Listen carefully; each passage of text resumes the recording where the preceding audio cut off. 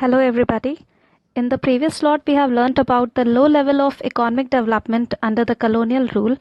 Now we are going to know something about the agricultural sector. For this, let us begin with agriculture during pre-British India, followed by India's economy under the British colonial rule.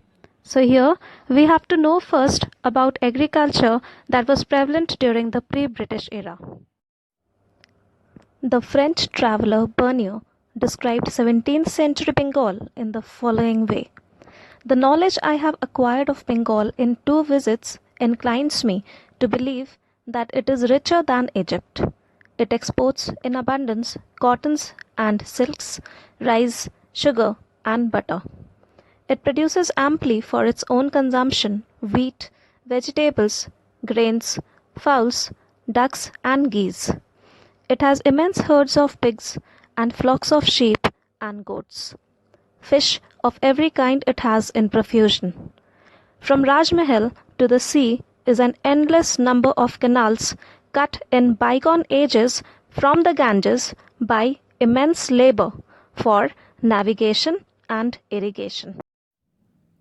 Now let us know about agriculture during the British India. India's economy under the British colonial rule remained fundamentally agrarian. Agrarian means agricultural based. About 85% of the country's population lived mostly in villages and derived livelihood directly or indirectly from agriculture.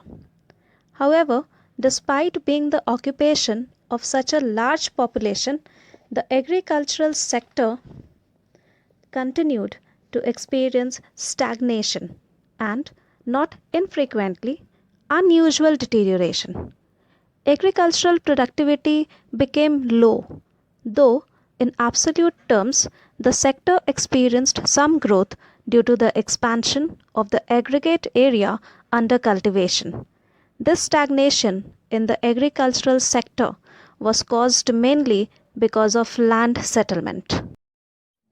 The various systems of land settlement were introduced by the colonial government, particularly under the zamindari system, which was implemented in Bengal Presidency, comprising parts of India's present-day eastern states.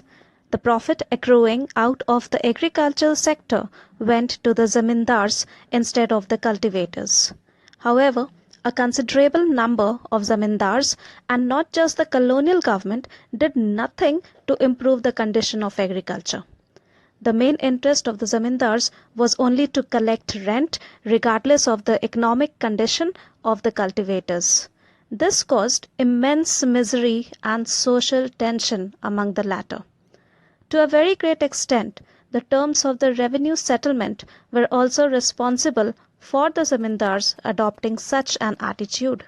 Dates for depositing specified sums of revenue were fixed, failing which the zamindars were to lose their rights.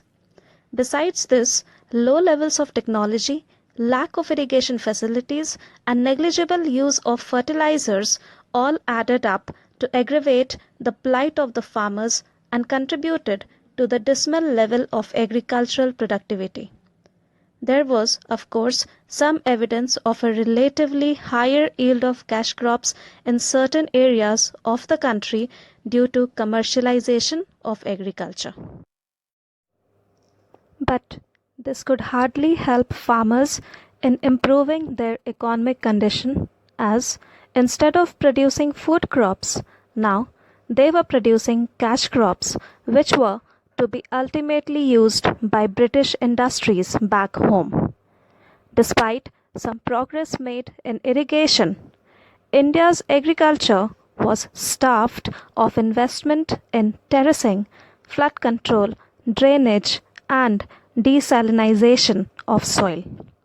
While a small section of farmers changed their cropping pattern from food crops to commercial crops, a large section of tenants, small farmers, and sharecroppers neither had resources and technology nor had incentive to invest in agriculture.